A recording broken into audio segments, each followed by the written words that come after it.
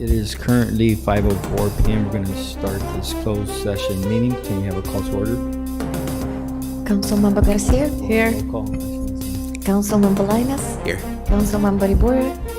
And Vice Mayor Altamirano? Here. No, I said can't have a call to order, but it's a roll call. I'm a little rusty. All right. Is there any public? No public comment. No public comments.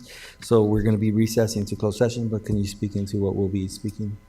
Item number 1 regarding anticipated potential litigation, 3 matters. Item number 2, the City Council will confer with its real property negotiator with respect to real estate negotiations regarding Craig Realty Corporation properties in Commerce. Item number 3, the City Council will confer with its real property negotiator with respect to real estate negotiations regarding properties located 5440 Telegraph, 4560 Washington Boulevard, 5808 Telegraph Road, 2240 Gasper Avenue, 5933 Telegraph Road, 6007 Telegraph, 58189 Telegraph Road, 2366 Traverse Avenue, 2535 Commerce Way, 2555 Commerce Way, 5600 Harbor Street, 5107 Astor Avenue, 4725 Astor Avenue, 6241 Telegraph Road, 2500 Southeastern, 5600, 5610, 5620 Gilson, 4545 East Washington, 5926 Sheila Street, and 5736 East Washington, and 5733 Sheila Street. Item number 4, conference regarding the public employee recruitment, employment appointment, employee title, Public Works Director.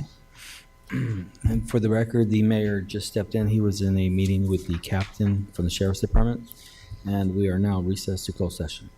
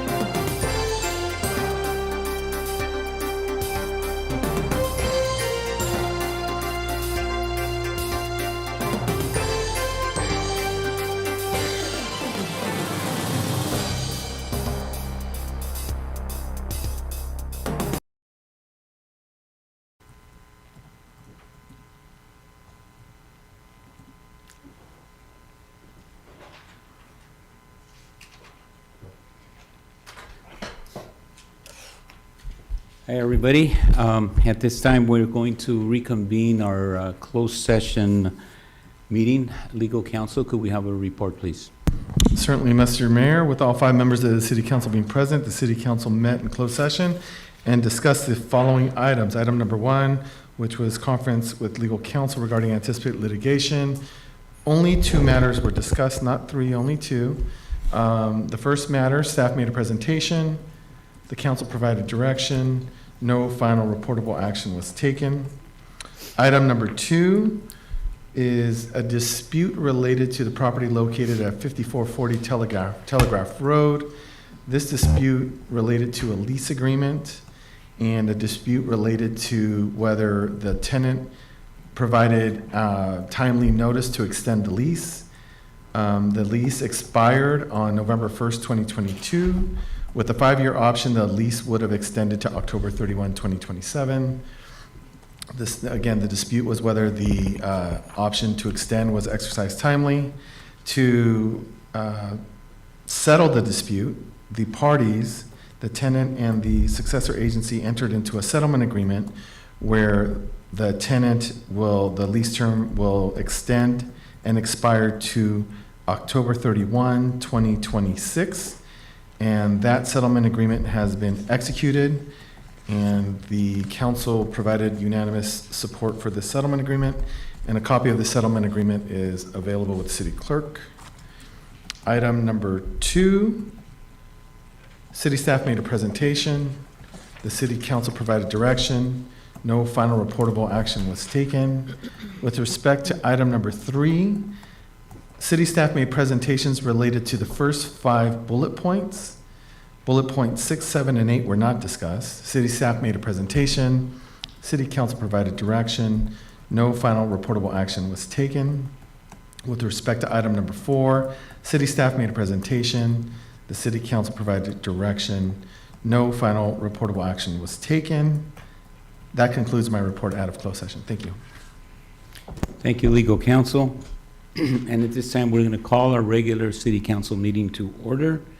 If I could have everybody please stand for the Pledge of Allegiance by our Assistant City Manager, and please remain standing for our invocation by Councilmember Garcia. Thank you. Okay, everyone, place your right hand over your hearts. Begin. I pledge allegiance to the flag of the United States of America and to the republic for which it stands, one nation, under God, indivisible, liberty and justice for all. As we gather in gratitude during this approaching holiday season, let us reflect on the strength of our community. May the spirit of thanksgiving inspire us to extend a helping hand to those in need and foster a sense of unity. Amen.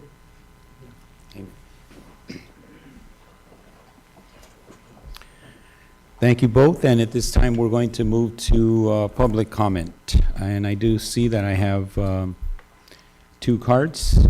Connie Arteaga.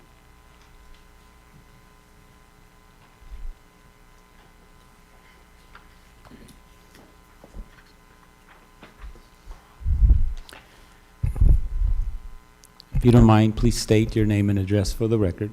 Thank you. Connie Arteaga, 1358 South Lincoln Avenue, Commerce. Okay.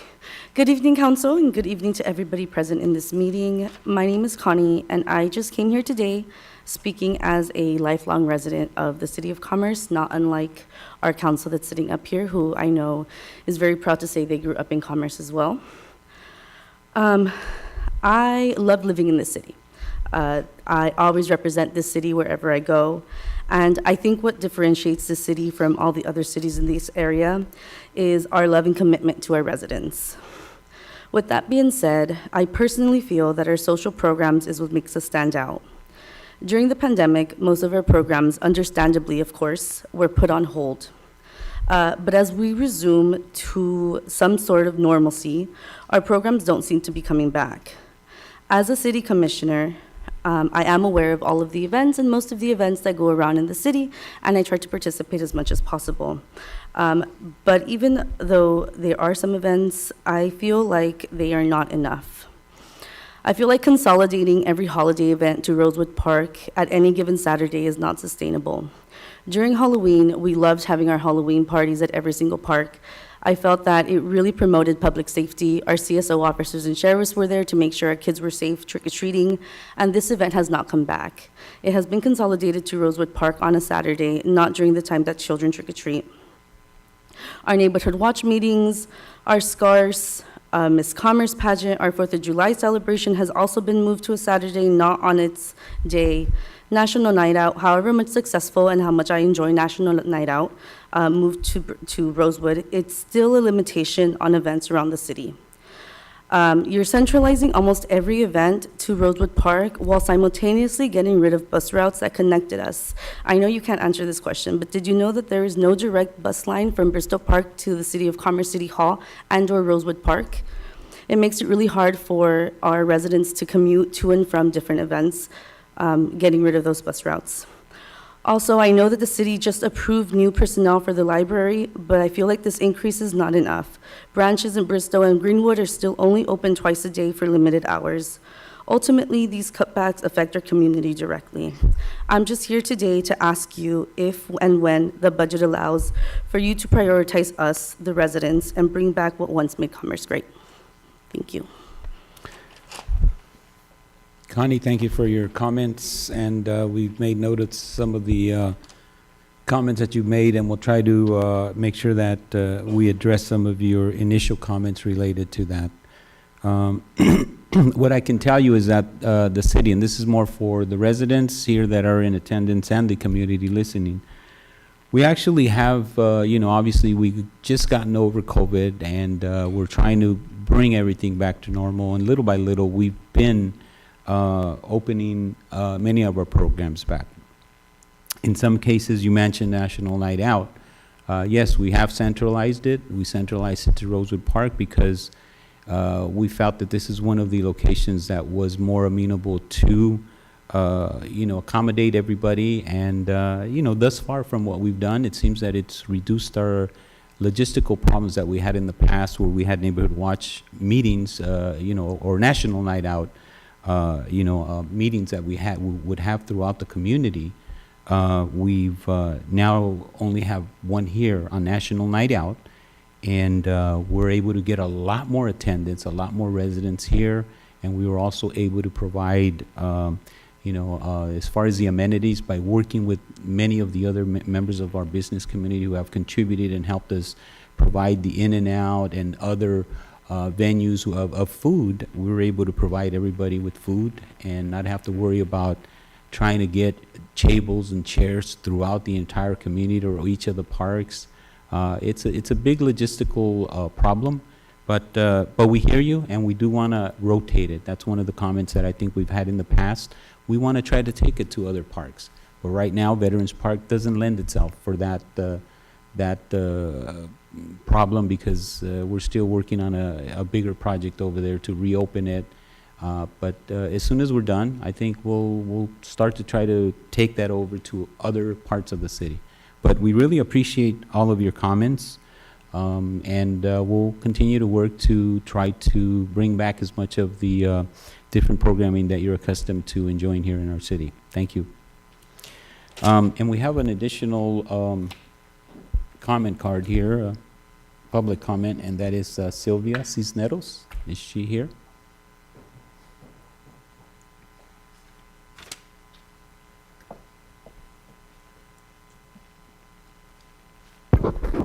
Good evening, Mayor and Council. Silvia Cisneros, Senior Librarian from the City of Commerce Public Library. As part of our Park Pass grant, which was provided by the California State Library, our library has received funding for a new service. Effective today, the City of Commerce Public Library is bringing story time straight to home to families and children. You can now listen to stories by dialing into our new Dial a Story phone line. Dial a Story is a service which allows people to call a phone number, select a story from a given list, and hear the story over the phone. New recordings will be posted on a monthly basis. Our staff will be uploading a mixture of stories, jokes, children's songs, poems, and more.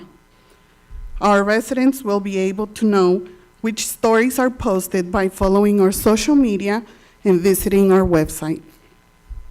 Some stories will be pre-recorded by selected readers from the service company. Others will be recorded by our very own children librarian and staff. And in the near future, we would love to invite readers from our community, including children, officers, firefighters, teachers, directors, as well as community leaders like you, to join us in recording stories and sharing them with the community. Listening to a story helps to engage everyone in literacy, even if it's a passive listening.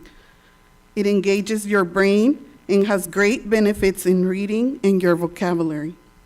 It is our goal to reach children that for some reason cannot make it to our in-person story times. We also hope that teachers can use this service as part of their daily curriculum, as hearing stories can sharpen students' listening and comprehension skills. We have provided each one of you with a copy of our flyer, which contains a phone number and a list of the recorded titles for the month of November. So I invite you and everyone else to dial a story by calling 323-488-4448. Thank you. Silvia, thank you. We appreciate you bringing this information to all of us and to the entire community. Look forward to dialing in, actually, on occasion to have my kids listen in on some of these stories. I look forward to it, so thank you. It'll save me the time of trying to remember some of the stories that are a little outdated for me, and I'm like having trouble remembering it, but they enjoy the story, so I look forward to trying it with them and see how they like it. I like what you guys are doing. I had the opportunity also to attend the Dia de los Muertos event that you had, and you guys were very creative in doing things a little bit different, trying new things, and I think you did an awesome job with that. I loved it. A lot of folks showed up, and it was a great way to commemorate some of the people that we've lost here in our community, our family members, and remembering them. So we thank you for what you've done. I love the new things that you're doing too. So thank you. Okay, I believe we're done with public comment, and I'm going to go ahead and move to consent calendar. And we have items 1, 2, 3, 4, 5, 6, 7, 8. I'm sorry, I'm just moving too quick here. We want to get out of here. Sorry about that. 1 and 2, items 1 and 2. So if there's no comments or questions, a motion would be in order. Mayor, if no questions, I'll move to approve the consent calendar. We have a motion and a second. All in favor? Aye.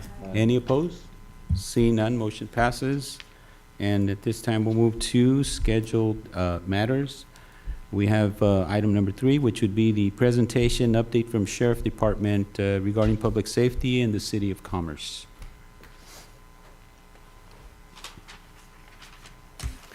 Sergeant, thank you. I know you have a great presentation, but if you don't mind, please, we have a very unique situation here today, which I think is the first since we've been with the Sheriff's Department, and I believe we have Captain Brandon Dean with us this evening, and also our second captain for East LA Sheriff Station, which would be Chris, and please, sorry if I mispronounce your last name, but it's Kuyasanagi. I hope I got it right. Close enough. All right, it'd be like Argumedo. I always people usually get that wrong for me, but anyways, my apologies. Good to have both of you here today, and I had the opportunity to meet with them for approximately half an hour just to discuss a little bit of public safety issues. So I definitely want to thank you both for being here, and I know you've also had the opportunity to sit with some of the other council members, and you're just wanting to, introduce yourself to each of us and also get a little bit of feedback on some of what's going on here in the community, and just hearing each of your backgrounds and what you've done and how you plan on working together, because I know it's a unique situation. It's not one that we've had here before, but I believe that it'll be a model probably for the Sheriff's Department in the future. And I think you both have two great personalities that I think will bring a lot to our community when it comes to public safety. And I know we've discussed some things personally that I brought up, but I hope that we can put a plan together that we can all work on together to address some of the common issues that we're dealing with here in the city. And of course, it revolves around, catalytic converters. It revolves around, the different issues that we have been discussing. And I won't have to go into them, but I'll allow you both to at least please reintroduce yourselves and introduce yourself, Chris, Captain, to everybody also. Absolutely. Thank you and good evening, Mr. Mayor, honorable council members. I'm very excited to be part of this team, and that's the way I look at it. It's part of a team. And it's not just you that, I know I've met a few of you. I look forward to meeting the other ones and just having continued conversations. And that's not just for people up here, but it's also the community at whole. I'm not going to go through everything I've done, but I was a service area lieutenant before, so working with the community is something I'm very familiar with. And it was mentioned earlier about neighborhood watch meetings. The assistant city manager and the public safety, Justin, well, we had some discussions already. We're already getting that ramped up. So to the community, I would say just keep your eyes open because these guys are already working on it.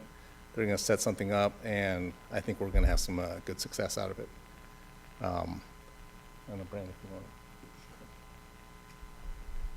Thank you, Mr. Mayor, City Council, to community members in the audience. I believe I've met all you guys before at National Night Out and several events, talked to you privately about some things. For those that I haven't met in the audience, I'm Captain Brandon Dean. I've been here since May of this year. Previous to that, I was the captain at our Narcotics Bureau, but I've been assigned as the East LA Station Captain since May. So just to talk about what the mayor said, this is a pilot program with the Sheriff's Department where it's a two-captain command model, one captain being an operational captain, one being an administrative captain. The goal is behind that is to kind of divvy out some of the work so that it's easier to manage in big stations. East LA is one of the bigger stations in the county with 3 contract cities, Commerce being one of them, Cudahy, Maywood, and then the county area of Los Angeles. So it's a very large area to cover. It's very populous. There's a lot of different things. Each city has its own specific needs. So the idea behind the two-captain model is to kind of give it a little bit more attention. We'll see how the model works. I know for myself, I've worked with Captain Kusinagi for about 15 years. I've known him. We've worked at 2 different units together, so we're very like-minded. His work ethic is unmatched, so he's a definite asset to have here at the station. We've kind of went through it with some of the council members and the mayor, how we're going to split up our duties, but I think it's going to be very good to East Los Angeles as a whole, and again to Commerce specifically, because it's going to allow us to kind of get into some other areas that before we weren't able to do, just because we were so inundated with the amount of work because it is such a large station. So some of the things we talked about is crime management, crime mapping, strategic plans to tackle some of the issues specific to Commerce, some of the crime stuff that's going on that's specific to this area, and also working with our city manager, assistant city manager, and our public safety director, and getting back out there and really establishing kind of connections with the community. Because at the end of the day, the community is our eyes and ears. Deputy sheriffs can't be everywhere at all time, but you guys are the ones that can be. So how we solve crime, how we combat crime, how we can prevent crime is really through establishing relationships with you guys, the community, city council, and the mayor, and kind of working all together to make the community safer and a better place.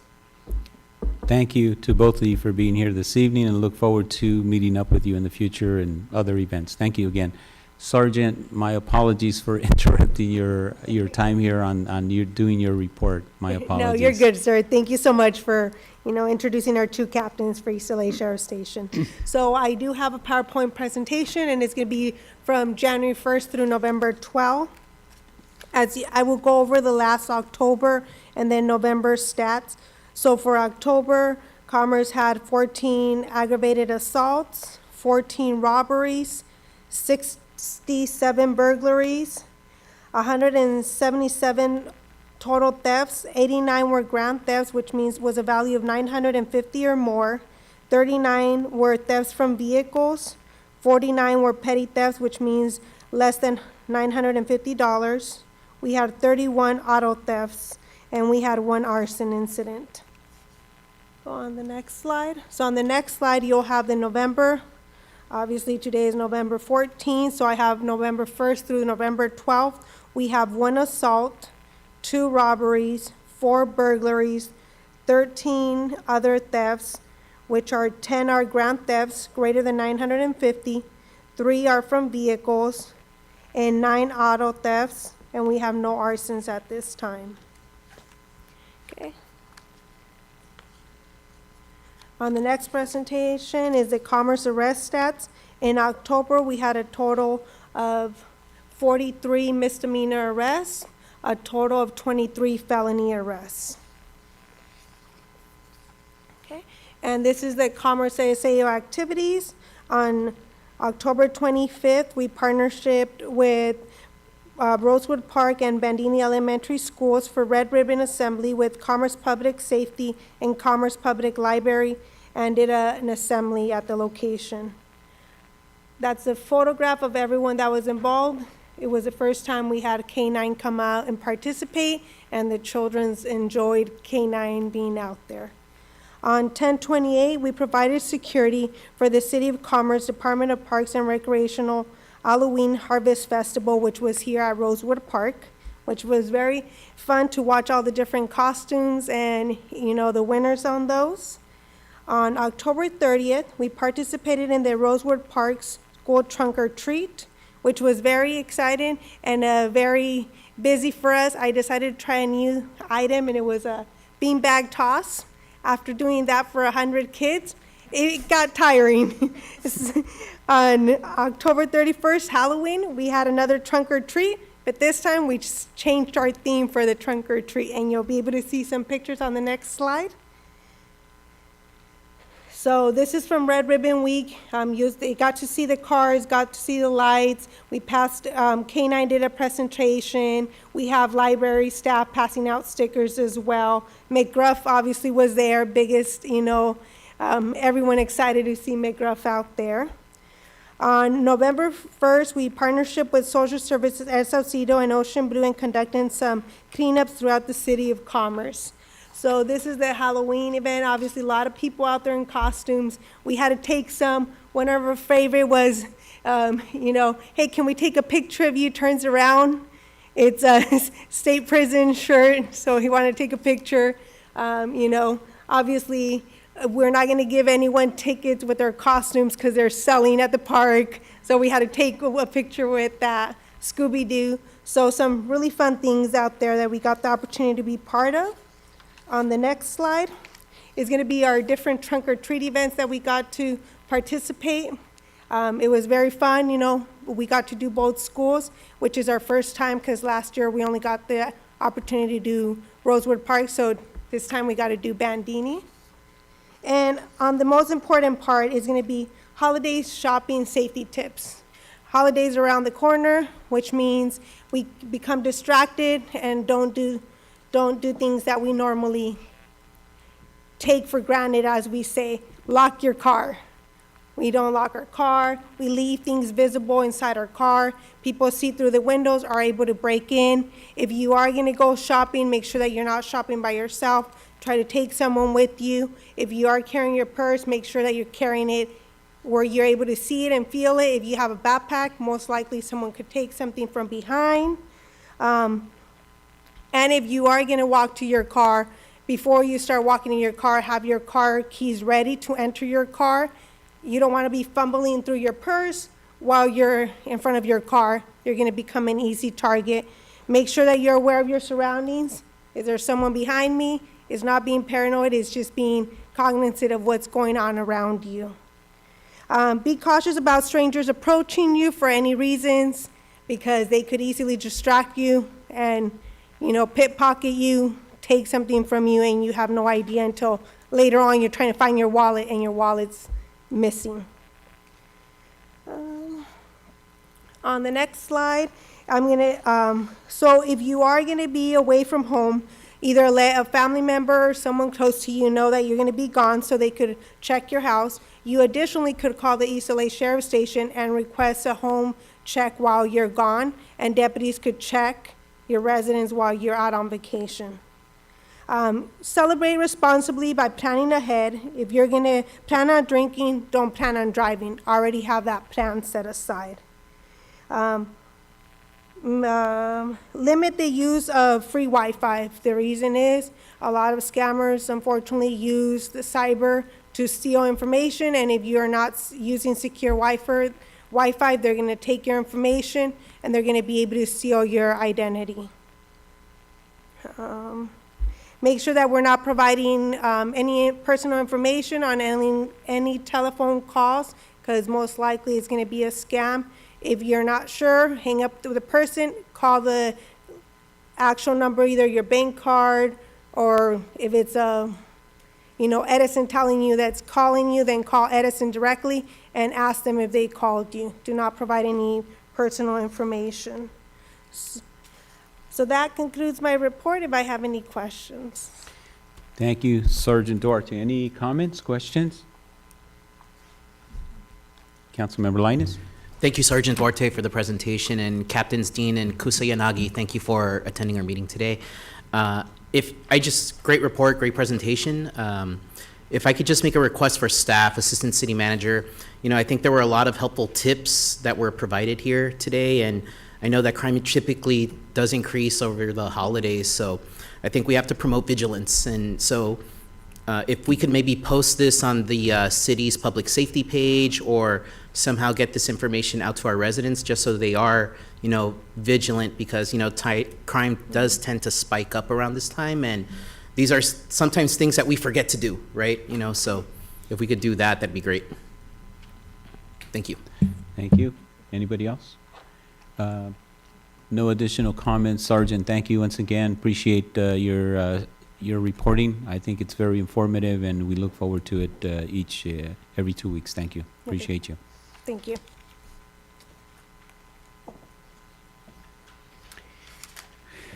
Okay. So at this point, we're going to move to item number 4, which is going to be the Citadel Black Friday Weekend Sales Event Planning Update. Gina. Hey, Mayor, Vice It's always Mayor, a fun council event. Members, good evening.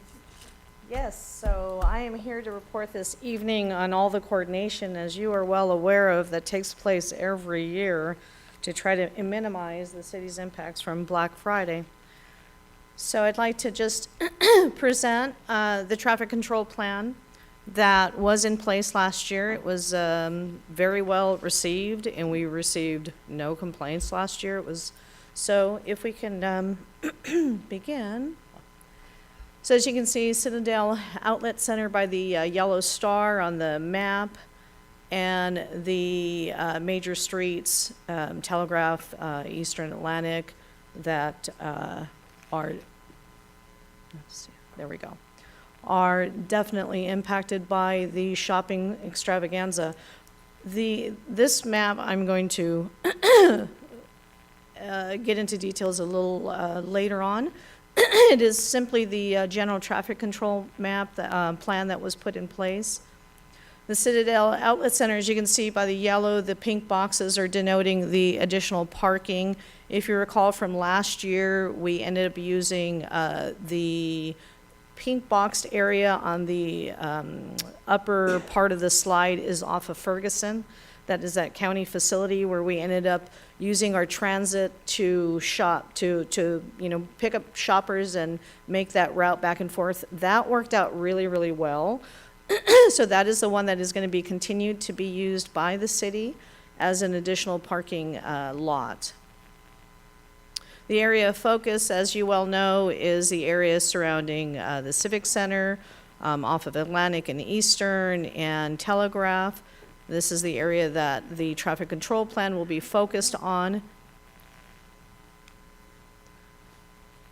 So closing access to side streets along Atlantic from Gilson to Como, as we did last year, and allowing full access at Gilson only. There will be Okay, that is impossible to read, so I'm going to go to my slides. Okay, so essentially, excuse me, the traffic control plan would be closing northbound Eastern, north of Washington. Would say Eastern Avenue, we would have a digital control board. Eastern Avenue is closed, north of Washington Boulevard. Local traffic control only, no access to Citadel outlets. And then if you can see, 2 is the pink on the map, would be installing resident access only signs at each intersection corner along Atlantic and Eastern between Washington and the I-5, and at each intersection center along Washington between the 710 and I-5. There would be a sign that says, "Attention Citadel shoppers, access for local residents only, no access to the Citadel." And then 3, as you can see on the map, is install in each street block on all residential streets between the areas covered by the 710, Harbor, Commerce, and I-5 North. It would say, "Attention Citadel shoppers, do not park on city streets. Parking is provided at the Citadel," to redirect them back over to the Citadel. We would also be installing directional signage all along major streets, constantly reminding shoppers to proceed to the Citadel with arrows and helping everyone get to where they need to be, not in the residential areas. There will be further signage that says, "The Citadel Shopping Center, do not park on city streets." And so essentially what we're going to end up doing is having JCL, who prepared the traffic control plan last year, who has also prepared it this year and will be implementing it, and also will be monitoring all of the signage to make sure that it's not moved, that it's operating, and so they will be monitoring it all weekend long, along with our community service officers will be on site. We have had coordination meetings between fire, sheriffs, and multiple staff members here at the city, and everybody is ready to work with the Citadel to minimize as much as we can the impacts from the shopping. That concludes that report. If council has any questions. Gina, thank you, and we'll open it up for any comments or questions. Anybody have any comments or questions?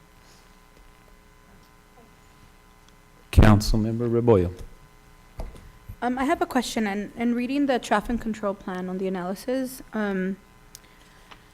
it's talking about JCL, it says JCL's TCP requires 15 flaggers on public streets most impacted.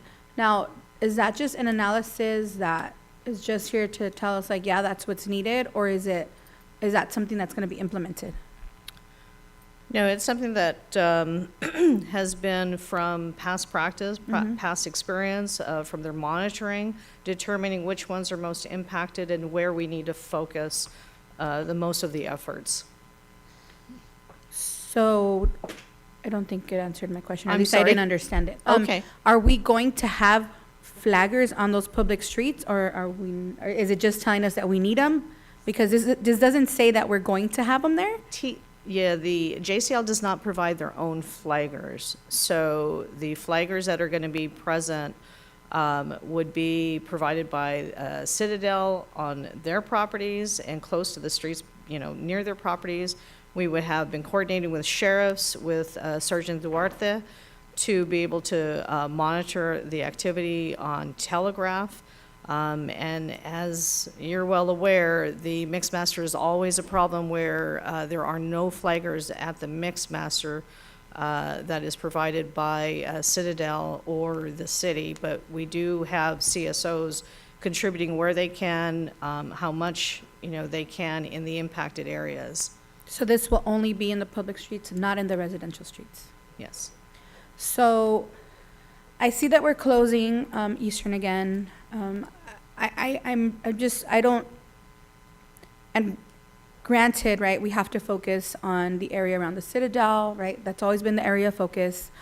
I still don't really see too much of the focus on the impact in the residential area. I know that we're closing some arteries, but what else are we doing to really address that high impacts, especially like the community, like in the Bandini area? I think we've done a good job of focusing on the village, right? Because we're closing Yes. Eastern. Some on the Fitzgerald Rosini area, right? Because they still kind of go in through that area. But I think it's all shifted into the Bandini neighborhood. And I see that we are addressing Como, but what else are we doing to address the impact to the residential areas? I think I'm glad that we're putting emphasis, as we have in the past, right, into the public streets and the streets around the Citadel, and they're getting the flaggers into their private property. But I think, right, that has been my gripe for years and years and years. As long as I've been sitting in this chair, is when are we going to get the flaggers to help with the residential area? So I guess I kind of want to hear a little bit more about what we're going to do in the residential areas. From Public Works' perspective, we're implementing the traffic control plan for those major streets, and from last year's support of that traffic control plan, we're implementing and recommending that same traffic control plan. But obviously, we would be working with coordinating with public safety, and trying to place CSOs where we can in those residential areas to help with the monitoring and to control as much as we possibly can. But there are only so many of us, so we will do what we can, as we did last year and the years prior. But I would have to defer to public safety on anything that they could contribute. Do you have anything? Are you, from last year, are you hearing there was a great impact coming off Atlantic into the Bandini area? So the phone calls that I received were mainly from people in the Bandini area. I didn't really get any phone calls from Rosini last year, or the village. And I think we kind of did a pretty good job of diverting all that traffic onto Washington and Atlantic. Okay. But then, I guess, parking in the residential streets. I get, what is it? Those apps to go to divert traffic. Google Maps and We're sending, cars through the residential areas, which I guess brings me to the next question. I know that we discussed, I don't know if this was possible, but I know we discussed it, was some type of conversation or dialogue with those apps to make sure that they didn't divert traffic into our residential areas. I don't know where that conversation went, but I know we discussed the having that dialogue so that they wouldn't put that in their apps to divert into the residential areas. I don't know where that conversation went, but I just remembered right now.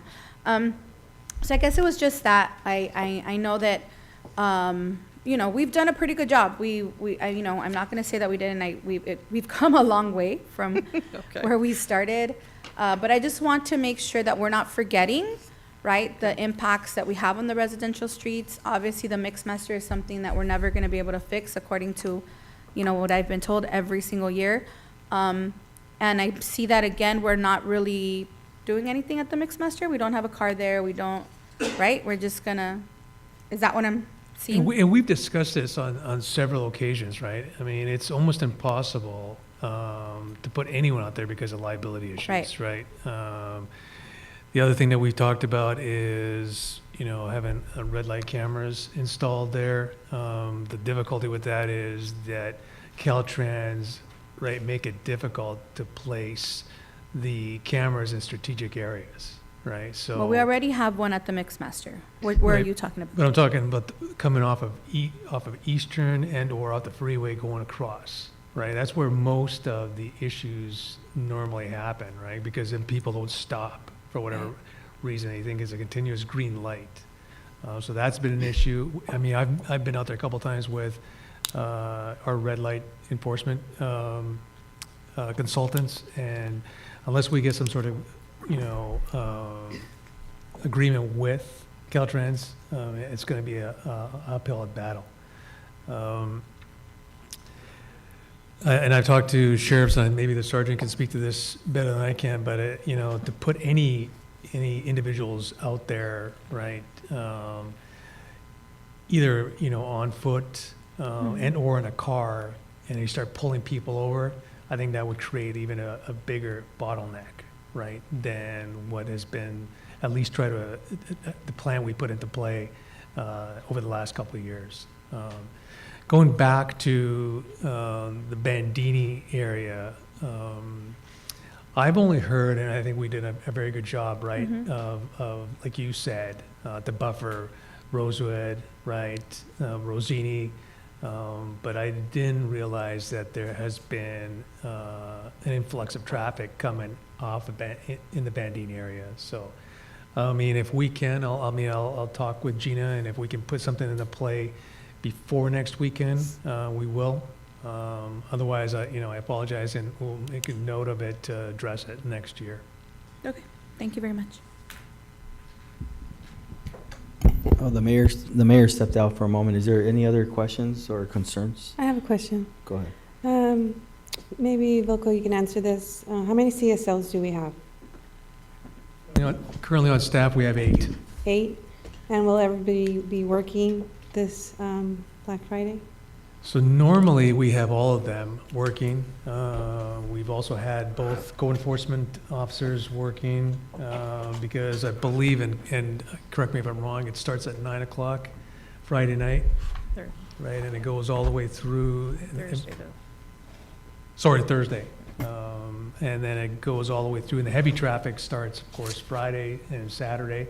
So we have at least 10 individuals, right, that are working around the clock.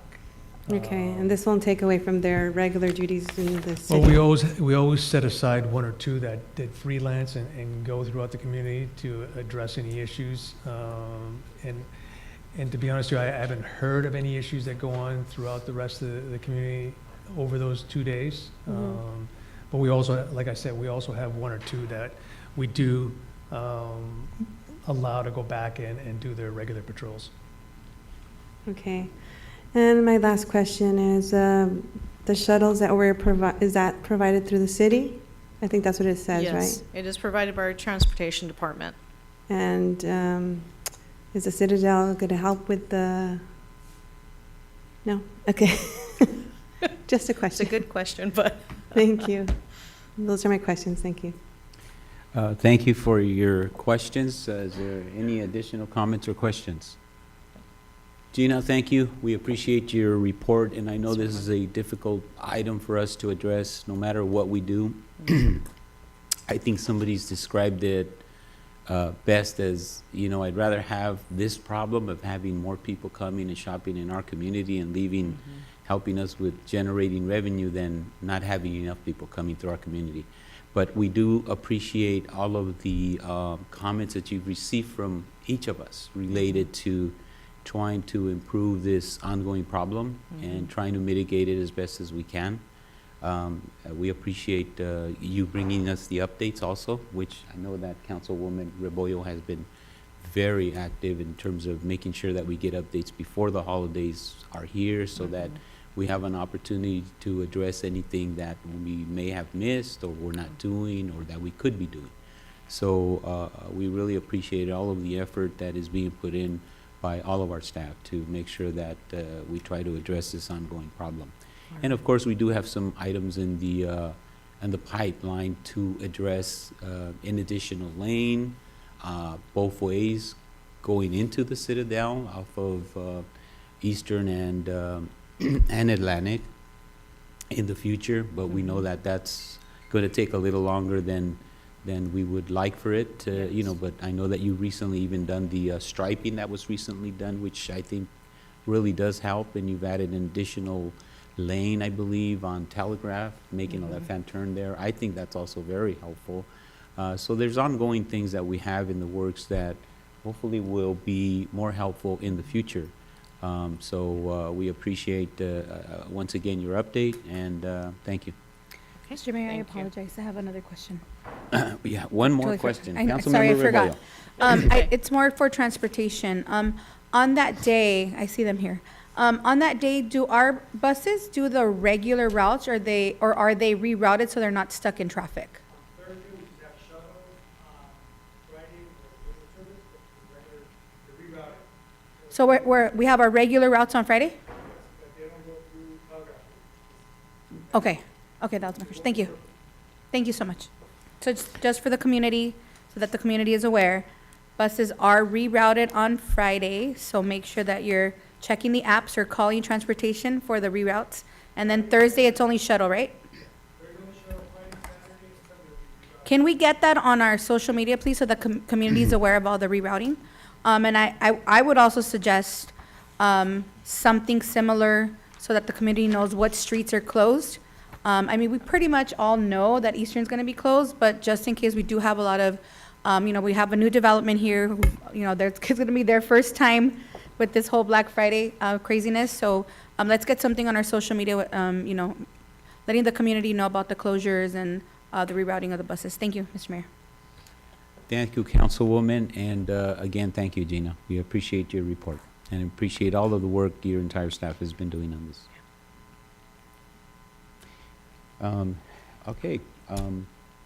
We're going to move on to item number 5, and that would be the Slauson Corridor improvements from I-5 to I-710 project concept plan. Gina. Okay, so at the last meeting, we presented with KOA Consulting, who I would like to say is here present with us this evening, Ms. Min Zhao and Mr. Greg Garces. We presented a presentation on the Slauson Corridor Improvements Project. We listened to council's concerns, and we are coming back with some options for council to consider and to provide direction to staff, hopefully this evening with a decision so we know how to move forward. And I'd like to just say as a recommendation, the City Council will consider a Slauson Corridor Improvement Concept Plan selected from the following options. Options A would be what was previously presented by KOA, which is recommended, and that includes the bike lanes presented on October 24th, 2023. 2 would be option B. That would be all other improvements except without bike lanes. If funding entities, since this is a grant-funded project, would be amenable to that. And then option C, which is number 3 listed on your recommendation list, would be no project at all, and that we would return the 2 grant funds to the funding agencies. And 4, which was be option D, would be an alternative direction provided by council to staff. So what we have up here on the screen are just a summary of those 4 options for council to consider this evening. I'd like to just say that should council consider option A, there is no fiscal impact. We move forward as we were previously planning to. The next steps would be to proceed with design, seek construction funds, and bid out the project. Should council consider option B, which is no bike lanes but include all other improvements, the fiscal impact would be determined by the funding sources, and that would be determined at a later time. There could potentially be a loss of $2.3 million in I-710 Measure R funds and $2.1 million in ATP funds, resulting in payment of design phase KOA and project management costs of potentially $1.551,867 million through our local funds, likely Measure AA, if the funding sources decide that we need to return all of the funds and don't let us keep a portion of it. So the next steps would be that staff would contact Metro and Caltrans and to request a change in scope and ask for a determination by them of whether or not we can keep partial funding or if we would have to return the full funding amounts. And then option C would be to cancel the project and not make any improvements on Slauson at this time. And we would return those same 2 grants and the amount of $2.3 million and $2.1 million back to their funding sources. The next steps would be for staff to inform the funding agencies of no project and cancel KOA's contract and reconcile money owed to KOA for design services that they have provided with our local funds. And then option D would be if council has an alternative direction to provide to staff this evening. And with that, I'd like to just open it up for discussion or for a vote from council. Obviously, thank you. Appreciate your presentation on this item, and I know that's an item that we just carried over from the last meeting. Has everybody had the opportunity? I think we wanted to give everybody an opportunity to actually even take a tour of the area so that you can look at some of the impacts, how it would be impacting the Veterans Park area. This is where it's going to be going through, or it ends up, going through that. And I think this is the area that would be most affected by these proposed changes. So, if there's any comments or questions by the members of the City Council, this would be the appropriate time to bring them up, or let's discuss. And if there isn't any, then a motion would be in order to select one of the items that's being presented here now, one of the options. Vice Mayor? Yes. Well, my comment is, I drove there, and Councilwoman Garcia, we both drove there, and I think I just still saw it kind of tough to remove one lane. There was a good amount of cars traveling using all three lanes. A couple times we almost got hit just driving there. I can just imagine what's possible if it's a bike. So I still find that a little dangerous. There's a lot of semi trucks there. I'm still thinking that it's not a very good idea. And actually, I think it was over the weekend or maybe during the week last week, I was headed, I would say, north on Eastern from Washington Boulevard all the way to Telegraph. And I honestly, I have a recording with one lane, and it's at all the cars are just stopped. I mean, it's all the way to Telegraph, with people honking at each other, blocking the intersections. It was just bad. I mean, I'm kind of embarrassed that I supported that one lane that way. I just would like to see that resolved, and I just don't want to make this mistake again by allowing this bike lane to go in, and then we would create the same results. So I'm still a hard no on that. I just don't know whether it's going to be option B or C. I'll see what the City Council here would like to do. Vice Mayor, thank you for your comments. Any other comments? Yeah, Councilmember Linus. Thank you, Mayor. I have driven by, and I think everybody here knows where I stand with this project.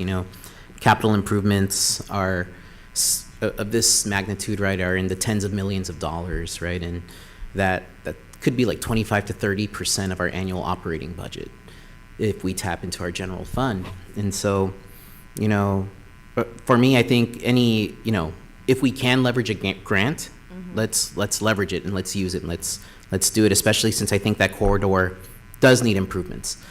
That said, this is a question for you, Gina, but if my colleagues here are not in favor of a Class 2 bike lane, right, where we have a dedicated bike lane, how about a Class 3 where the lane is shared with the vehicular lane? I know the Vice Mayor talked about, the safety issues, and I understand that, but, we could potentially lose $2 million, right? Just based on the work that we've done thus far, correct? Yes. If we were to maybe design a concept utilizing a Class 3 where the lane is shared and there is no loss of the parking lane, right? Where does that get us as far as viability for grant funding?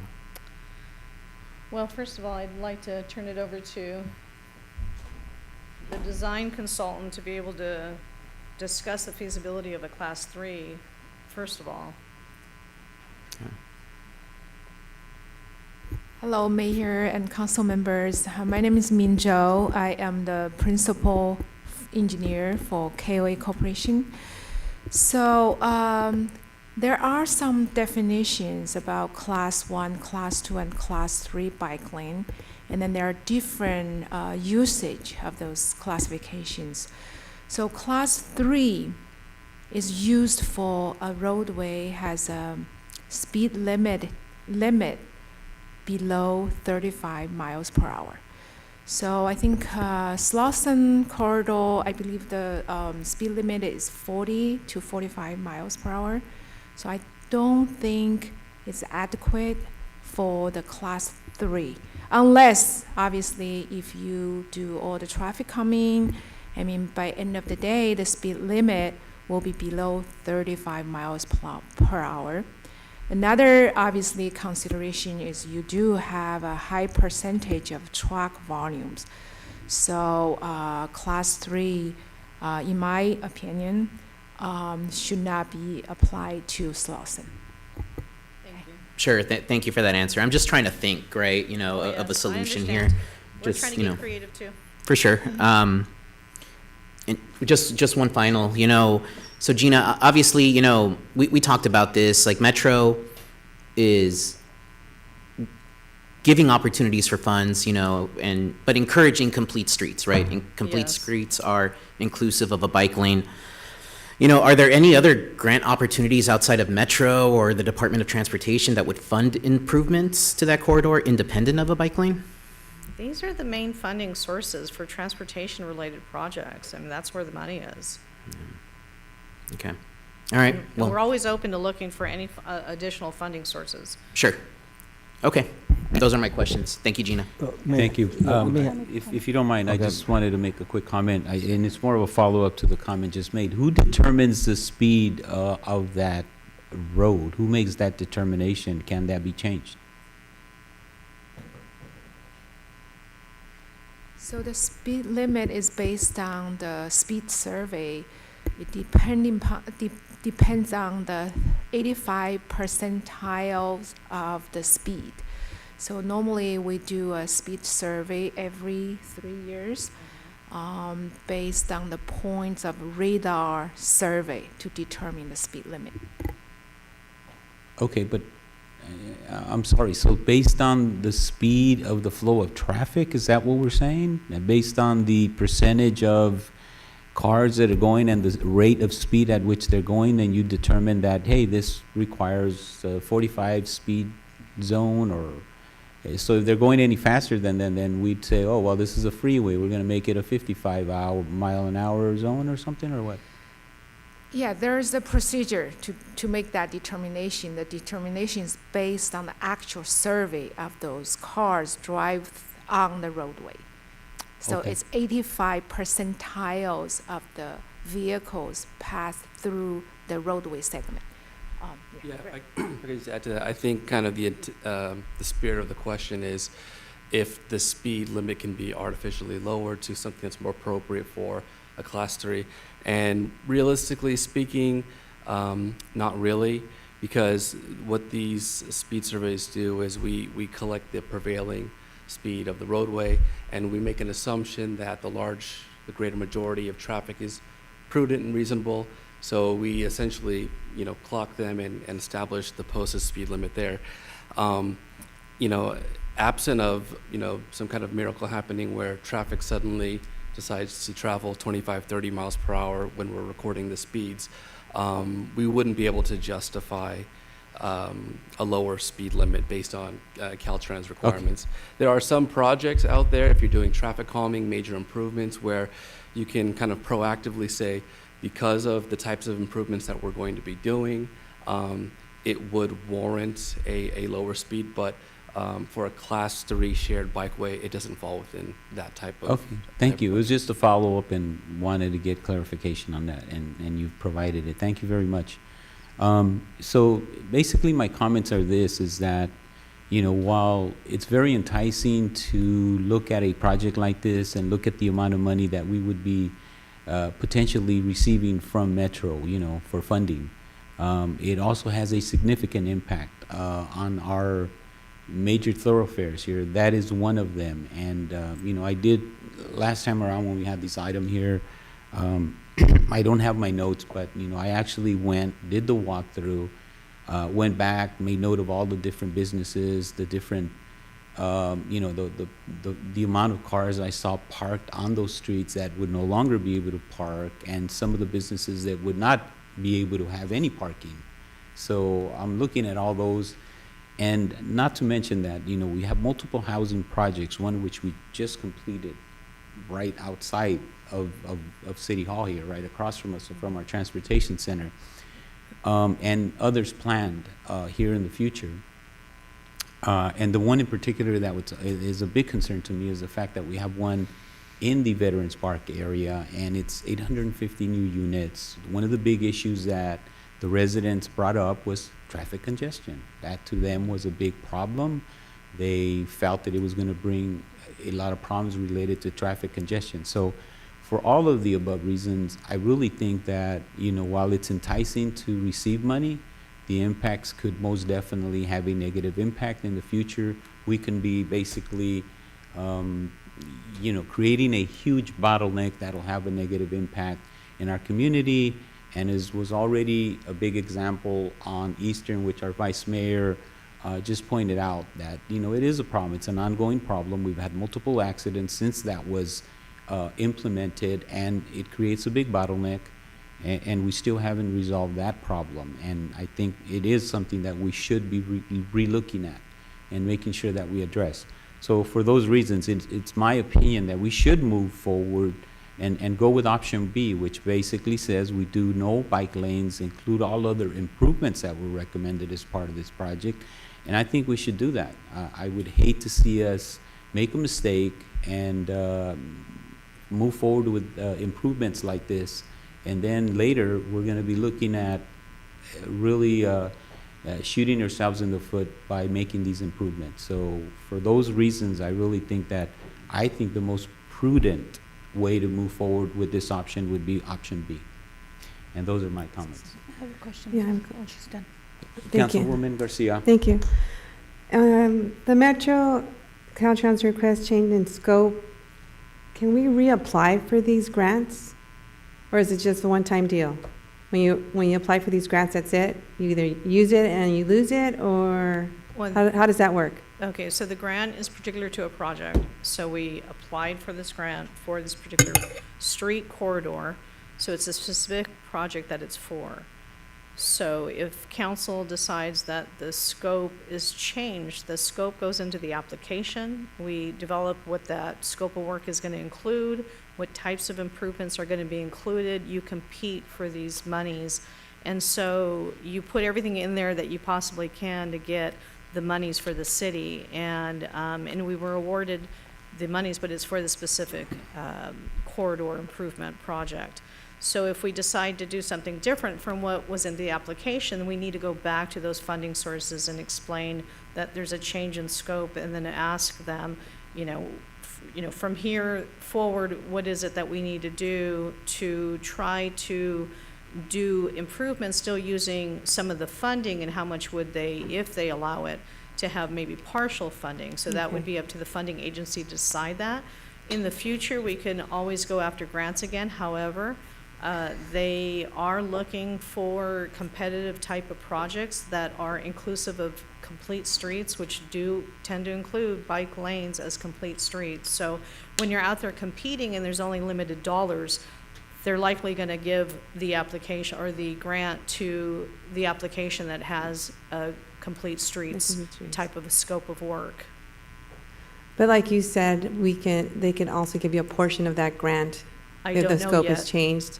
And you can also reapply for a different type of projects, right? We would go and ask the funding sources, and it would be their determination, and we would come back at a later time to inform council as to what those decisions were made by them. Okay, thank you. Councilmember Rebollo. Thank you. I think, my position hasn't changed from the last council meeting. And while I respect everybody's comments, and there's a lot of validity to everybody's sentiments and everybody's comments, I think that I respectfully disagree that we look at the projects as the same. I think that we should separate what happened on Eastern to Slauson, because on Slauson, we're really not losing a driving lane, we're losing parking. Right, so the flow of traffic is going to continue because we're not losing a driving lane. Now, we are losing it for a stretch of, gosh, what was that? Closer to Eastern. Right, but what's the distance? Is it less than a mile? Yes. Right, it's like a block and a half? No, it's a lot longer. It's all the way to Garfield. About a mile. A mile? Yeah, So all the way to Garfield. as I was there, as I spent time there, right, I did look at like how inconsistent the street is already, because it goes from, it has 2 lanes to 3 to 2 lanes. So for me, right, I think that we have to look at it as how to keep the consistency of the street. Again, when I looked at it, I look at it as we're not losing a driving lane other than, I guess, let me rephrase that, right? We're losing it for a mile, but the rest of the trajectory, we're losing parking. And, you know, businesses are required to provide parking on their business. Now, we have huge warehouses there, right? That, some in particular, that are renting out their parking space to do other things. So they should really let their employees park there instead of renting out their parking space. So I was looking at that portion of it, right? And as I look at, you know, these grants that we go out for, you know, obviously I sit at the COG, and like, that's kind of the direction of where the state is going, where Metro is going, is to really look at streets, like you said, streets that are gonna present complete street projects. So I don't see us, if we go with option B, which obviously I will respect where everybody's coming from, I don't see how, as the city, how we're going to be able to fund a big project like that through the general fund without taking a bigger hit on our programs and our services, because that means we're taking money from the general fund, right? That's why it looks so enticing, right, to receive a grant. But these grants that are being brought forth through Metro, it's all, like, that's the direction that these grants are going, and I think it's a big push from the state, right, to reduce our carbon footprint, to look at complete streets. So my position still stands as it was before. You know, we continue to talk about, you know, just wanting to look different, wanting to look like Pasadena, and I think this is, you know, one of the big steps that we have to make. I looked at Bell Gardens. Bell Gardens just did the same, but they did, what did you just call the bike, the class 3 bike lane, and I was like, whoa, that's like, to me it was super unsafe, right? Because I'm driving like behind a bike. So I was like, yeah, I don't think that's safe for bikers, right? And then East LA, I was driving through East LA through one of their major streets. I think it's, gosh, where Juan Pollo is. What is that? Olympic. Is it Olympic? Olympic. Olympic to, no, the Medneck, that area. Oh, that area, sorry. Where the KIPP school is. And they did the same, right? There's a bike lane there, a dedicated bike lane without like protection. But I was like, oh wow, this is bold, right? Because they did take out a driving lane there. So I could see where different cities are. This is the direction that everybody's moving towards, right? But again, I respect everybody's position. I just think that I don't know that we're going to be able to get grants at this amount, right? Without including a complete streets project. So, but I understand it's difficult. We had the experience with Eastern hasn't sat well with with many people. Could it have been done different? Maybe.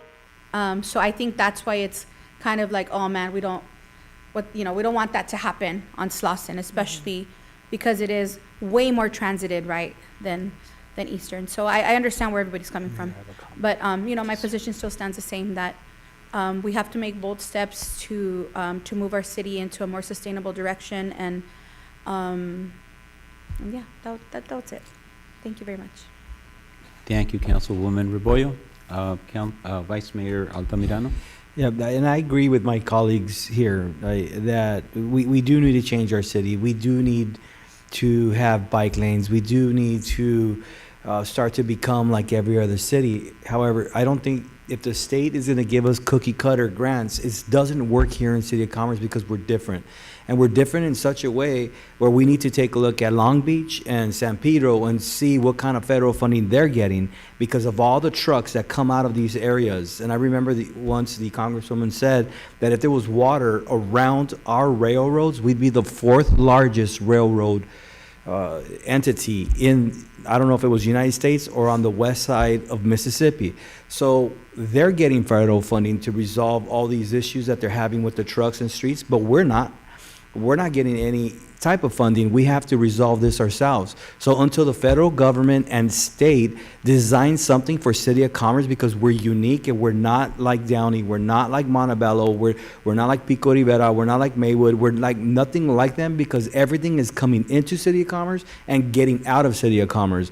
And until we figure out a way to resolve that, we cannot restrict our streets. We need to expand them somehow, or we need to figure out a way to safely have the pedestrians and bikers go through these streets, because we're not going to resolve the amount of trucks that come in and out of these rail ports. So we need to figure it out and have a conversation with the federal government and state and figure out how they're going to be able to uniquely give us grants that's going to work for us, and not give us grants that's a cookie cutter that works for every other city.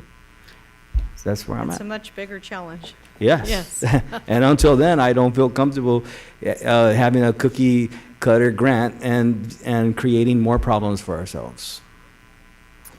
There I am. Thank you for your comments, Vice Mayor. At this time, I believe we've all provided input and comments related to this item, so now would be the time to make a motion on one of the options that is being presented. Council? I'll make a motion. I would recommend that we move with option B. And I've already stated all of the reasons for that, and I've cited past experience. We've made some decisions related over on Eastern. We've taken out a lane, and it's created a bottleneck, and it's created some safety issues on that street. It's a very small area from Washington to Telegraph, or actually before Telegraph, it's on Washington to Harbor. And I've seen at least 3 different accidents since that was implemented. We've received a lot of complaints from the community, and it's something, a route that I use on a regular basis, and I see it, and I hear from people. I just don't want us to create another situation like that. And when there were multiple housing projects that we have on the horizon for the city, I think that we're going to end up blocking our arteries, that we are using now. As it is, it's a problem to get in and out of Commerce. In an emergency, I think we are, in essence, going to probably hurt ourselves here. I really don't see this as a viable option for us at this time. While it looks enticing of receiving these funds, I think at the end of the day, I think we're cutting ourselves short by doing this. So for those reasons, I would opt to move to approve option B, and that would be my motion on option B. Do I Mayor, have a second? for clarity, you said option B as in boy? That's correct, which would be no bike lanes, include all other improvements that were being recommended. I'll second that. I have a motion, and we have a second. All in favor, please say aye. Could we get a roll call vote on this item, please? Councilmember Garcia? Yes. Councilmember Linus? No. Councilmember Ribor? At this time, it's a no for me. Thank you. Vice Mayor Altamirano? Yes. And Mayor Argumedo. That would be a yes. Motion passes. Thank you all for all of your comments. Gina, thank you for your presentation on this item.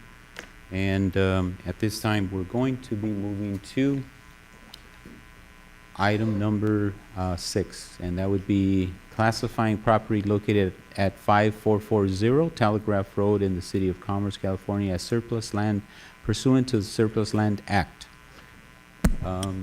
Gina, is that you, or who's, oh, my apologies, legal counsel, please proceed. Yes, sir. I'll be presenting tonight. Thank you, Mr. Mayor. Members of the City Council, tonight you have before you a request to designate property located at 5440 Telegraph Road as surplus property.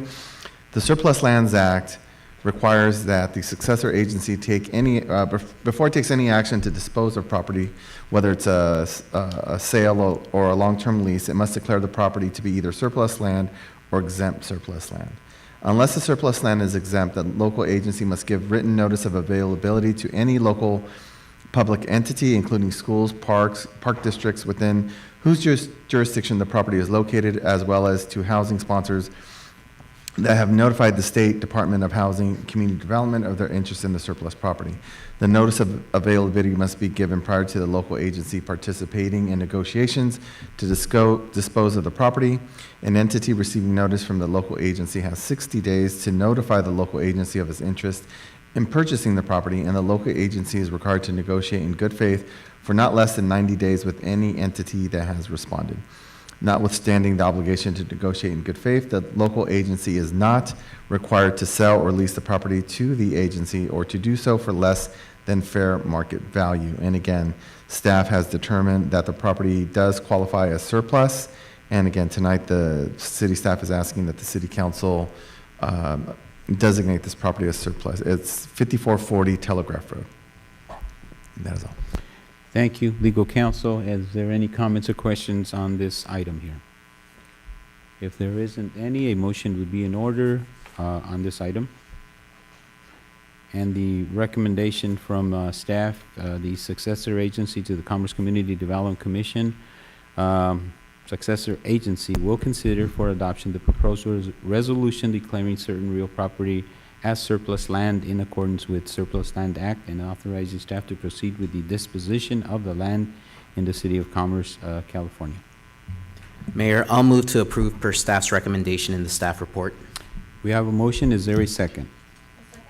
There's a motion and a second. Mr. Mayor, before the vote's taken, it says will consider for adoption, so I just want to make clear that the staff recommendation is to designate it as surplus property with the rest of the recommendation section. Thank you. And that'll be the case. Thank you. Thank you for bringing that to our attention. So we have motion and a second. And could we have a roll call on this, Lena, please? Councilmember Garcia? Yes. Councilmember Linus? Yes. Councilmember DeBoer? Vice Mayor Tamirano? And Mayor Gumeda? Yes. Motion passes. All right. We'll move to item number 7, classifying property at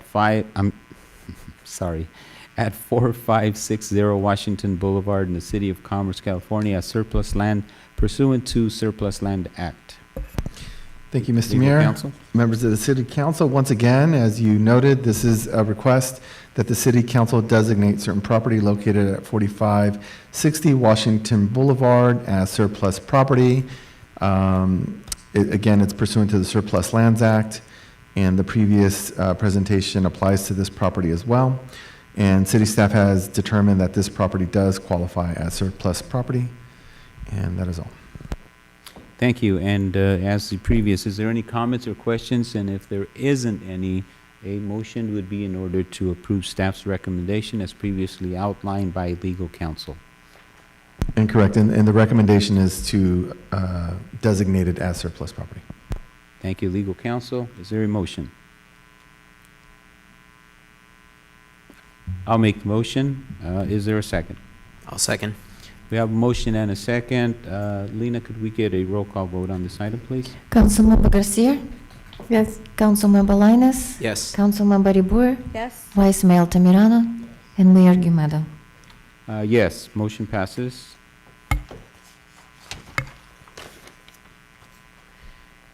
Okay, we have item number 8, which would be a second reading and adoption of an ordinance amending municipal code by adding chapter 5.18 mobile food vending.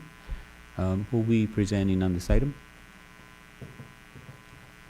Good evening, Mayor, members of City Council. Thank you for having me. My name is Jocelyn Portales. I'm here on behalf of the City Attorney's Office. Our office was advised during the first reading of this ordinance to conduct additional research and modify specific sections, and our office will guide you on those recommendations. Number 1 is Section 2. It's 5.18.044. It's going to be on page 4. That was added, and I will read to you the specific section where it says, mobile food vendors are prohibited from parking in residential areas to engage in vending. The second recommendation was 5.18.010.6 on page 2. Our office added local authorities definition to provide clarity to section 3, 5.18.020 authority that is found on page 4. Section 5.18.040C2, which is found on page 5, was also amended to include restrictions to mobile food vendors to park near schools between school drop-off and pickup hours. What was added was within 300 feet of any schools between the hours of 7 to 8 a.m. and 1 to 3 p.m. to alleviate traffic and safety concerns during school drop-off and pickup hours. And that concludes the city attorney's office amendments. And I can answer any questions for you at this Is time. there any comments or questions? I noticed we were having a little bit of problem with the agendas here. So there is evidently the ordinance that was provided and it was put up on top here. So if you need it for any clarification, please refer to it. If you need any questions or any comments that need to be answered related to that. The comment? Yes. Just a comment. Thank you for working with all of us based on the feedback that we had during the first reading. I think the amendments are good and they're thoughtful, especially surrounding my concern with the ice cream truck and just the hours because of the people at the park. So appreciate you working with us and staff and everybody else who contributed. No problem, thank you. Any additional comments? If not, a motion would be in order. Mr. Mayor, before you move forward with the motion, I want to clarify that because there have been amendments made from the first to the second reading, tonight will be considered a first reading. Thank you. Okay, thank you for clarifying that for us. All right, so do we have a motion on this item? And the recommendation would be for items number 1 and number 2, which would be to adopt the first, we'll have to amend that. Adopt the first reading by title only and waive the further reading of ordinance number, I'm sorry, what number is that? You'll sign it after, okay. Number and entitled, an ordinance of the City of Commerce adding Chapter 5.18 to the City of Commerce Municipal Code related to mobile food vending. And then we have second item here, which would be to direct the city attorney to conduct additional research. Wait a minute, I believe we've addressed all. So number 2 is, there's an or after number 1. So it's All either right. adopted this one as a first reading or provide further direction so that we could go research and bring back an amended first reading ordinance. So Mayor, if no questions, then I would move to approve per staff's recommendation number 1 with the acknowledgement that this is an adoption and first reading by title only and waive further reading ordinance. Thank you. We have a motion, is there a second? I'd move. We have a motion and a second. Lena, could we get a roll call on this, please? Councilmember Garcia? Huh? Okay. Councilmember Linus? Yes. Councilmember Ribor? Yes. Vice Mayor Tamirano? Yes. Councilmember Garcia? Yes. And Mayor Gumedo. Yes. Motion passes. Thank you, everybody. I will read the title very quickly. An ordinance of the City of Commerce adding Chapter 5.18 to the City of Commerce Municipal Code relating to mobile food vending. Thank you. Thank you.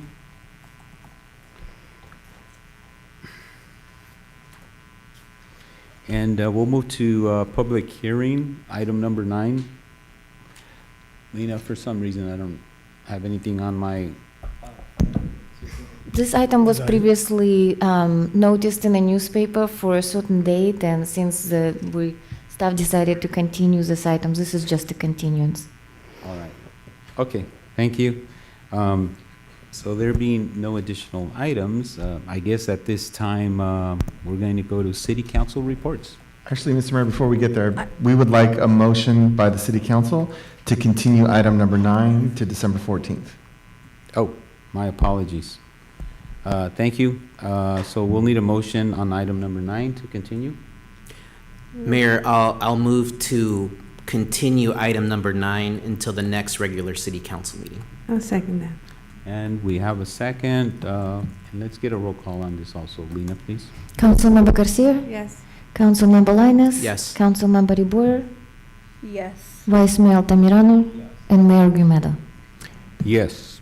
And thank you, legal counsel, for keeping me on track there. All right, so there being no additional items on our agenda at this time, we're going to city council reports, and I'll start over to my right, Councilmember Garcia. Thank you, Mayor. Yes, I've participated in the library Mexican embroidered ornament. Did I say that right, Sonia? That was exciting. That was at the Veterans Library, and it was a small group, but it was well attended. I had a lot of fun trying to be creative. It was really hard for me, but I know that when I looked around, everyone had their beautiful projects completed. I also attended the Harvest Festival. Parks and Rec always do a wonderful job. The food vendors, the performances, the corridor, the costume parade, everything was great. The live entertainment were teachers, I believe, and I thought that was great. Maybe next year we can seek out our own from veterans, the City of Commerce residents. I know we have some band members here. I used to work with one of them, Ron Reyes. He used to be in a band, and I'm sure he would love to come out. So I also attended the Veterans Day event through the Parks and Rec, wonderful setup.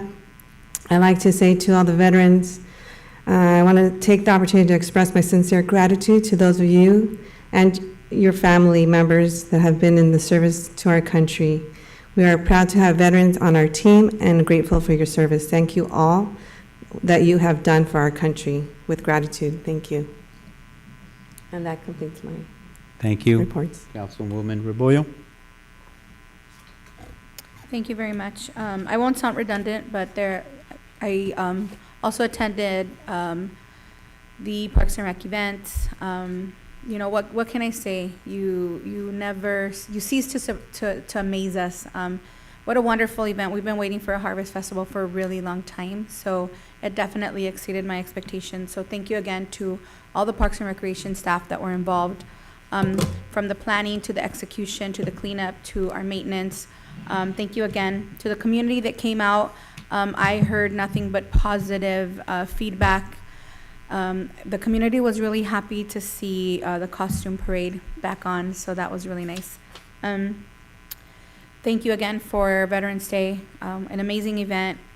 I feel like, I see less and less of the same veterans, every year, and it kind of makes me a little sad because you're so used to seeing the same ones, and then when you don't see them anymore, it makes you a little sad. But I also seen a lot of new veterans, so that was really nice too. Thank you to the Argumedo family for sharing their son with not just with the community but with the country. The sentiments shared that day by Corporal Alex Argumedo were just really heartfelt, and it took us into an insight of his feelings, his emotions, things that he went through, and we're able to see through his eyes, right, the emotions and the feelings of other veterans. So it was just really nice to hear that from him. I don't think there was a dry eye on my section of the event. With that, I just want to say thank you to the library. It's just really amazing to see how creative and how you think out of the box. I was able to attend the Dine-November with my goddaughter and my nephew, and it was like never in my wildest dreams did I ever think that at the library I would be able to see like a T-Rex dinosaur or kids doing a big craft or a scavenger hunt, because growing up I used to get kicked out of the library because I was too loud. And like now it's like so loud in there and fun, and I just think that we've definitely reimagined what the library looks like and what it's supposed to be. So I'm really grateful for that. The activities that you're providing. I mean, this Dial a Story is so amazing. I can't wait to share it with my students tomorrow so that the parents could start calling. So I hope the community takes advantage of all of that. I hope to see everyone on Saturday at the Turkey Trot, rain or shine. Bring your umbrellas, bring your ponchos, bring whatever you want, but rain or shine, I hope to see everybody at the Turkey Trot on Saturday.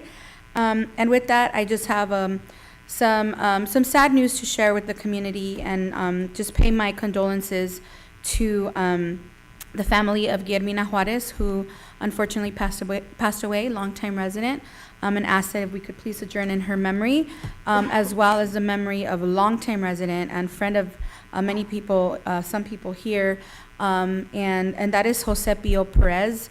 I grew up with Vicky Perez, which is our city employee, and I just want to share my my respect and my condolences to Vicky, to Maria, to the family, to Rick.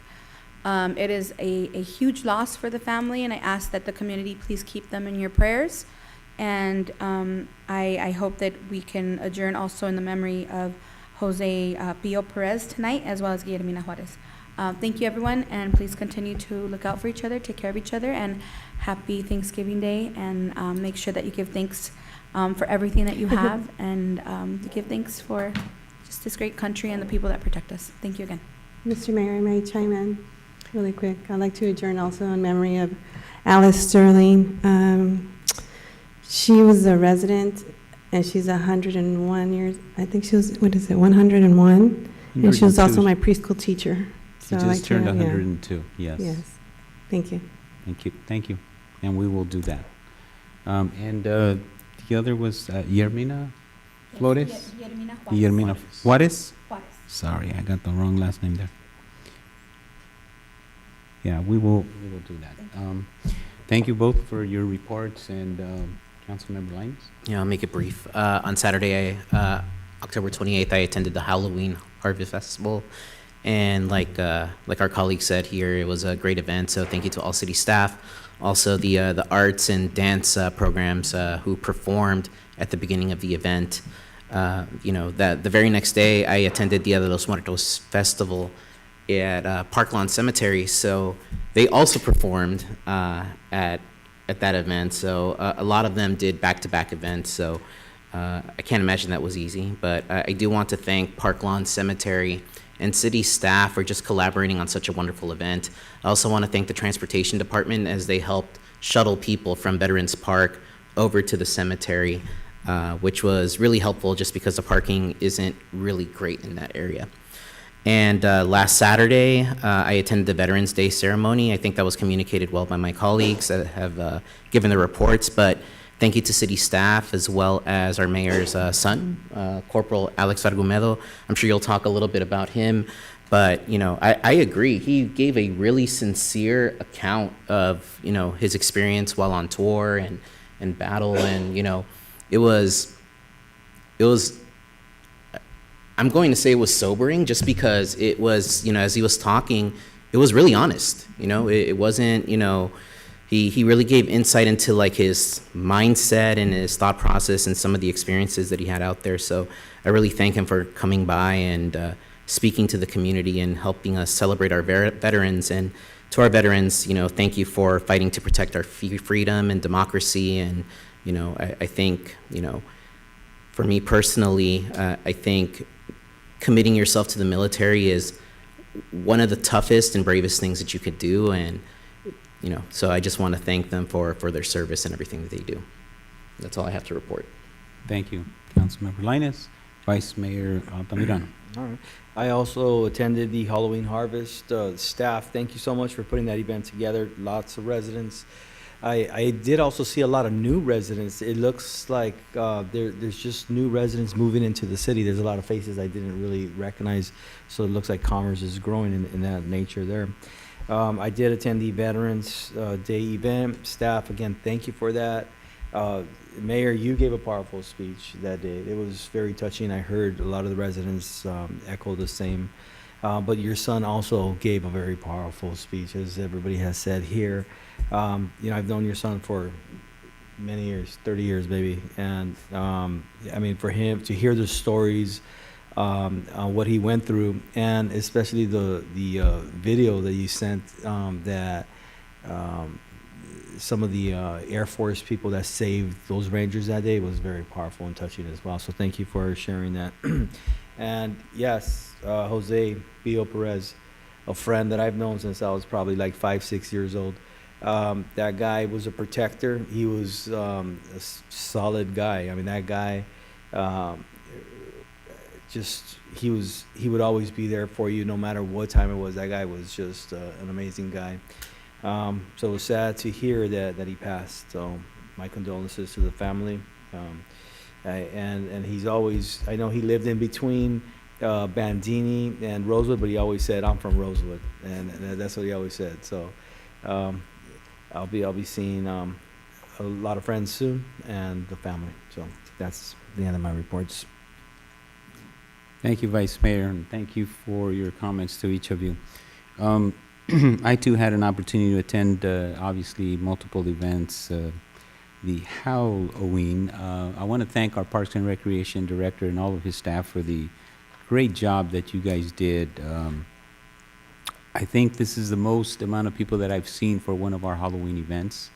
And it was well planned out, well staged, everything. You made very good use of the entire parking structure there, the parking lot here adjacent to the library.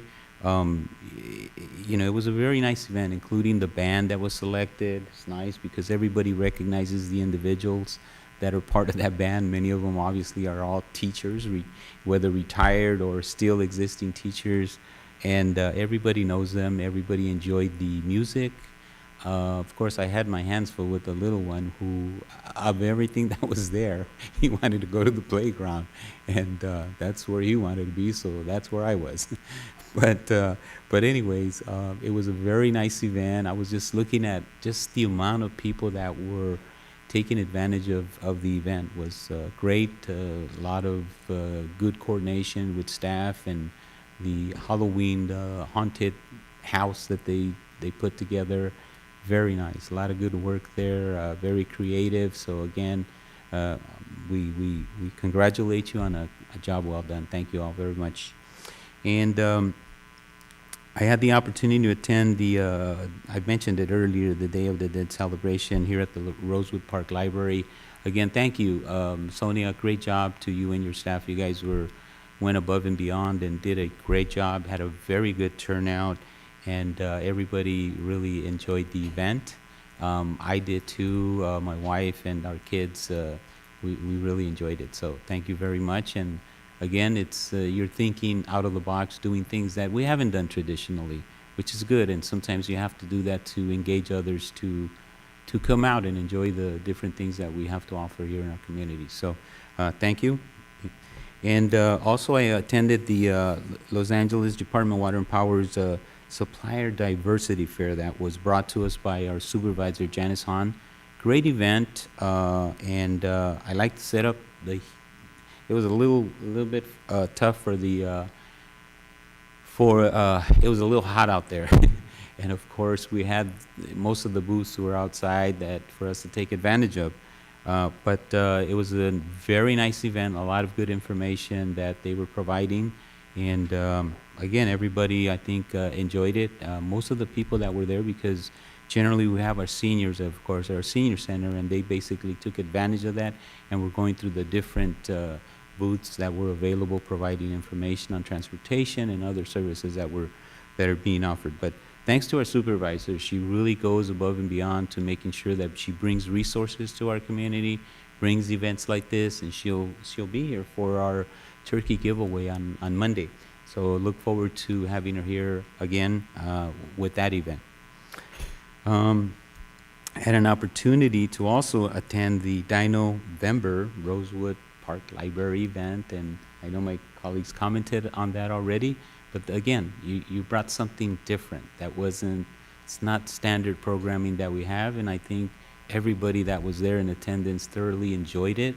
And I know my kids did. We took photo ops with the dinosaurs, and I thought they would be a little bit intimidated or scared of the dinosaur, but they weren't. They actually were over there touching the dinosaur, and they were all enjoying and having a lot of fun.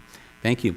Very creative, and I look forward to the different things that, and here I was commenting about, your creativity and doing different things, and here you go, another new thing that you are bringing to the community, which I think will be very popular. I know I'll be using it. I'll definitely be taking a look at it. But Dial a Story, looking forward to enjoying some of that with the kids.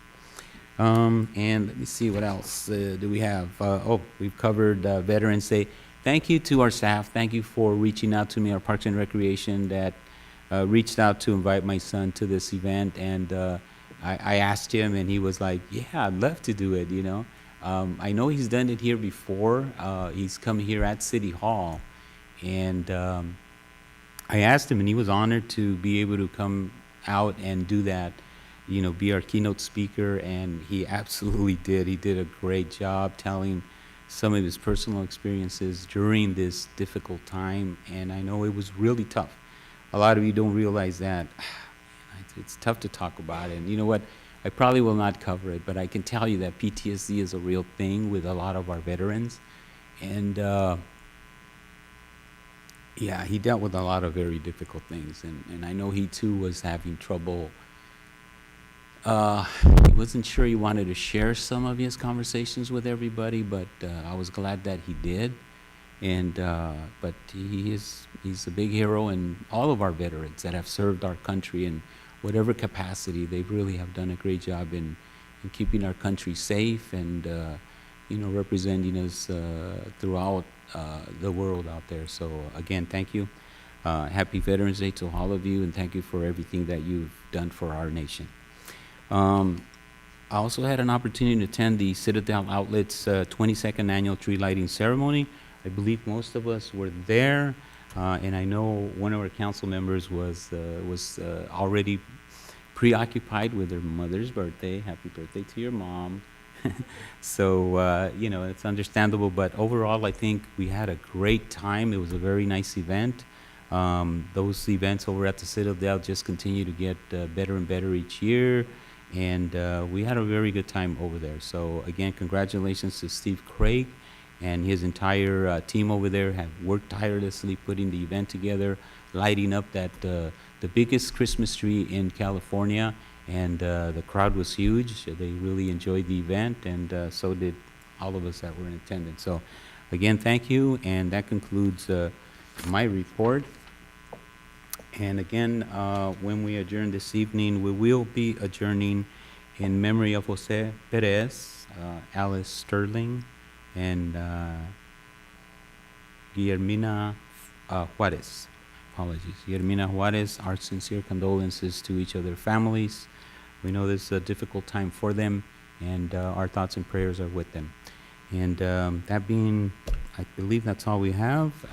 That concludes all the items on our agenda, and thank you all for being here, and we wish you all well, and have a good evening. Thank you. Our meeting's adjourned.